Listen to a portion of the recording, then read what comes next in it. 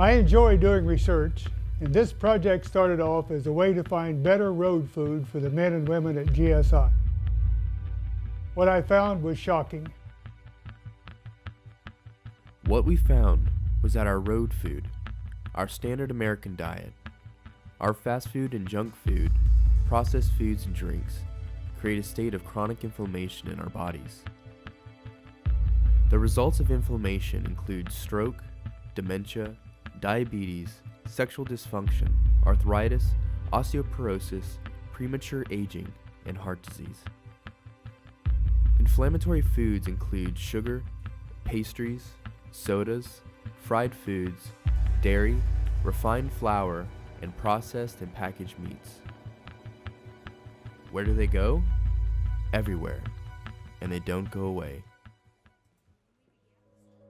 Looking back, now that I know what I know, we probably didn't eat the best. And you have to ask yourself, if everybody in GSI is a brother, sister, daughter, son, what would you do? What would you say to improve their life?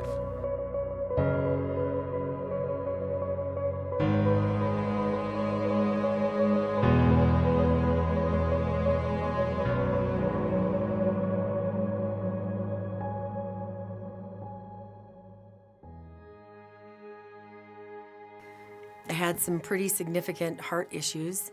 Actually, in July, Mayo Clinic told me that I had a 95% chance of having a significant cardiac event in the next year. I was very foggy-headed. I had a hard time focusing. I didn't have a lot of energy. It's funny because my wife, she pulled a picture out one day and was like, "You remember this?" And I'm like, "Who is that?" And she was like, "That's you." And I'm like, "You're kidding me, right?" And I had a belly, I had a gut. I was like skinny fat, you know, and and it was an eye opener, you know. And coming from what that was to now is you know, you wouldn't even know who I was when I was back in the day, you know. So seeing that, I was like, wow, this is crazy. It's about balance, and it's just about trying to be better than you were before. Before we got married, I was conscious about it, but I wasn't as conscious as I am now, because she is, wait a second before you put that in your mouth, what's in it? You know, because a lot of these stores you go to, even Whole Foods, you know, it's supposed to be super healthy Whole Foods, you know, it could say gluten-free on it and have 30,000 grams of sugar in it. And I realized that, you know, the chicken nuggets that I got at McDonald's, that, you know, maybe were a little bit better because it wasn't the hamburger that everybody said was bad, probably wasn't as good as I thought it was. Pop-Tarts in the morning, you know, they were just things that back when we were growing up, nobody really knew that it wasn't so good for us. No thinking of what this is going to do to your body ever. You know, in their eyes, it was, I'm putting food in my children's mouth to feed them and to make them full. You know, there was no, why am I putting this into my kid's body? You know, what's going to happen when I put this in my kid's body? You know? So that was kind of a slap in the face, and knew I had to change. And so with the help of my family, we decided to go plant-based.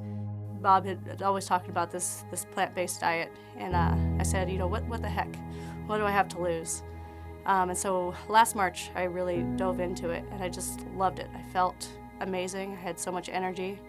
I found it to be a lot simpler because it's, you know, a whole food, plant-based diet really is restricting when you look at it, because the fast food restaurants, there's not a lot you would eat there, so you just don't go to them. When I was eating paleo, it was like, oh, I can just go eat, you know, just throw a bunch of meat on a plate and I'll be okay. And I disregarded the fact that there was a bunch of butter on it, that the meat wasn't very good quality. There was a lot of things there, and I started to feel sick. You know, when you're eating a diet that's more restrictive, you find yourself making much better choices. We watched the movie What the Health, and I think that was the final straw. We already, you know, knew a lot about thinking that animal food or animal products weren't the best. Well, I've noticed with the kids, as they've eaten different and their friends are inquiring how they're eating, it kind of just sparks a lot of excitement. when they explain like why they're doing what they're doing and that they're trying to be better and just put more nutrients in their body and not eat fast food anymore, I can tell they're excited about their new journey too. By us all choosing to do it together has made it so much easier. I think I would sell my kids short a lot of times, saying, oh no, they won't eat this, they've got to eat the chicken nuggets or the french fries. But kids are amazing, and really they teach me. I truly think that if you're going to make a huge life change like this, you have to do it as a family. Not that we're forcing that on our kids, certainly not, but the parents have to be the ones that are actually eating healthy, buying healthy foods, because if not, your kids, they don't stand a chance. For me, having my kids grow up eating this way and kind of understanding the food that goes into their body is amazing. When I see them eating better and having more energy and teaching their friends what they've learned, it makes me feel so much more accomplished as a parent. I feel like I'm really giving them something that they can use for the rest of their lives. So I would say in our previous diets, meat was the foundation of every meal I made. I thought I had to feed my husband protein, mostly meat at every meal, and then some vegetables on the side. There's just as many meals to make. There's so many alternatives that it actually creates a whole new palate and an excitement for eating.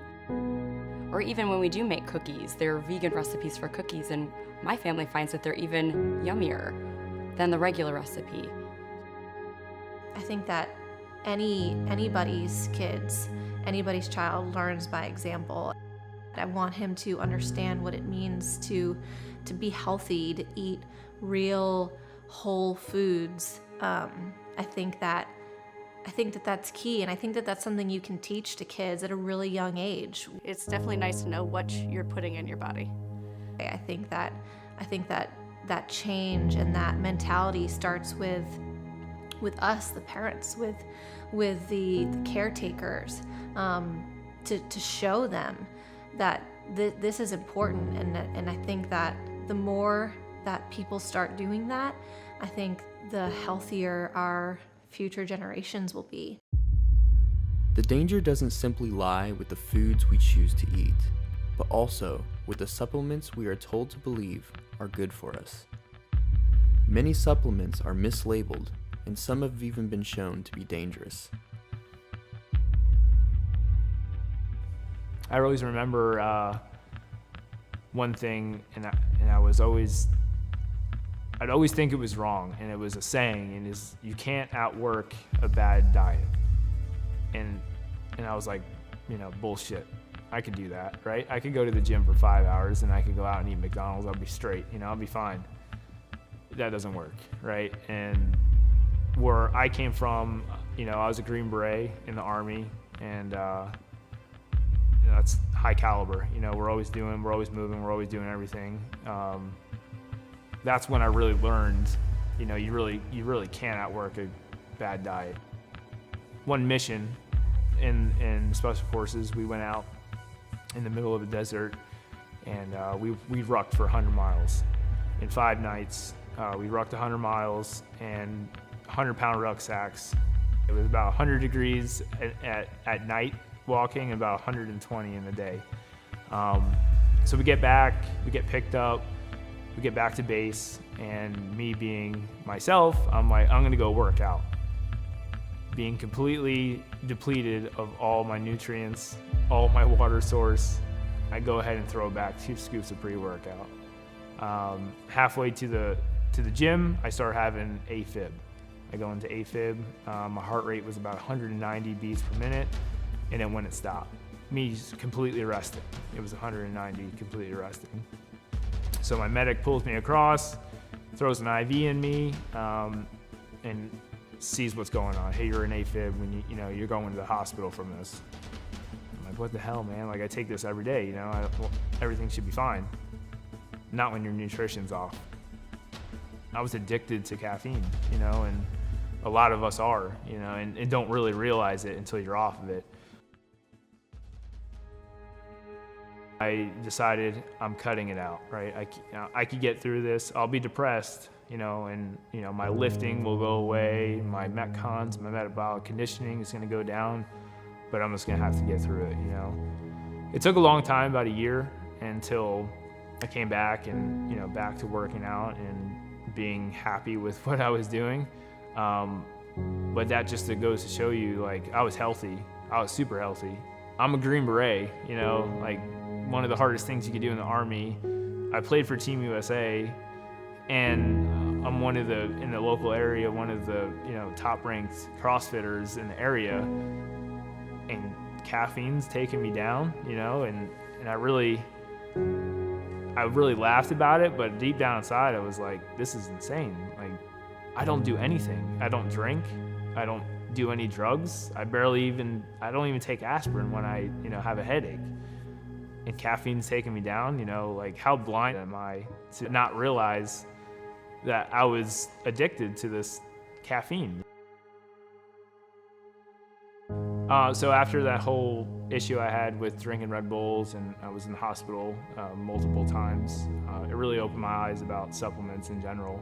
I think I was a victim of marketing like everybody else is, and I think I maybe thought I was doing the right thing for myself, and in hindsight was actually probably doing more damage than good. And then I look at some of the other supplements that are out there, and there are a lot of them out there that are being pushed as though that's what a lot of professional athletes are taking.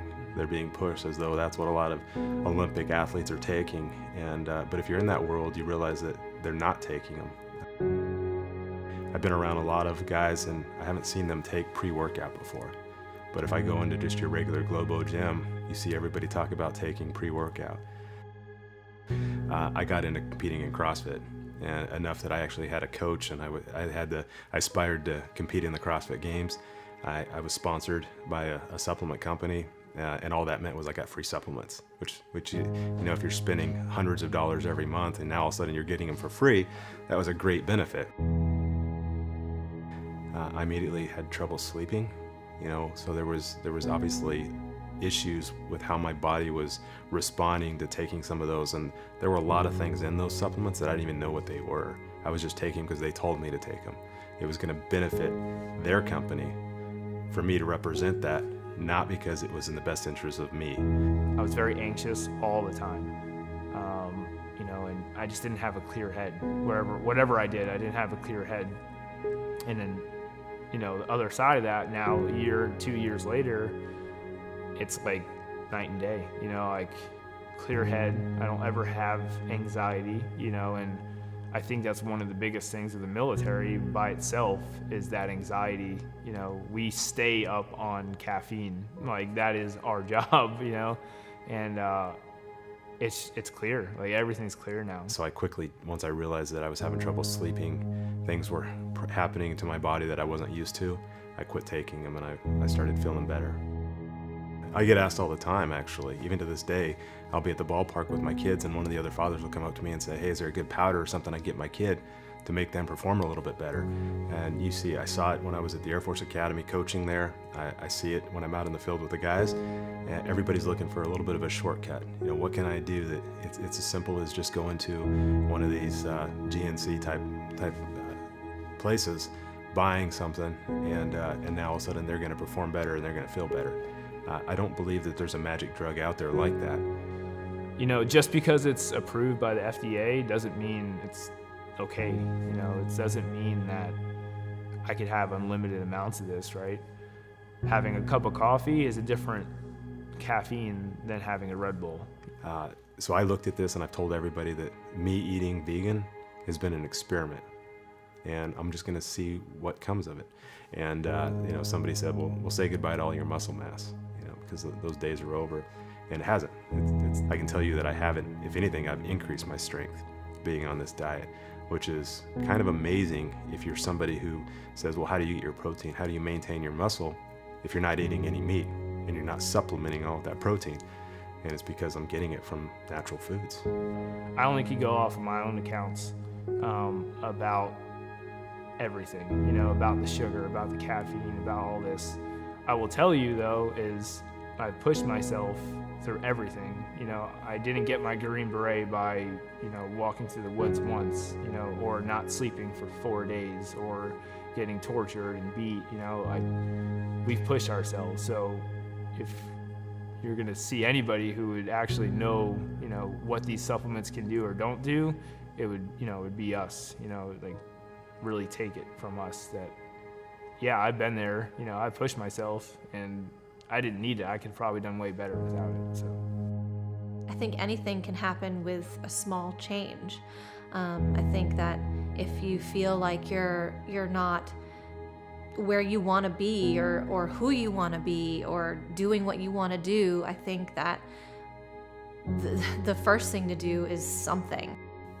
We're thinking about what's good for us, what's healthy for us, what's going to make us the best people we can be, mind, body, and soul. And instead of going to the gym or even going for a walk, just adjust your diet a little bit is life-changing.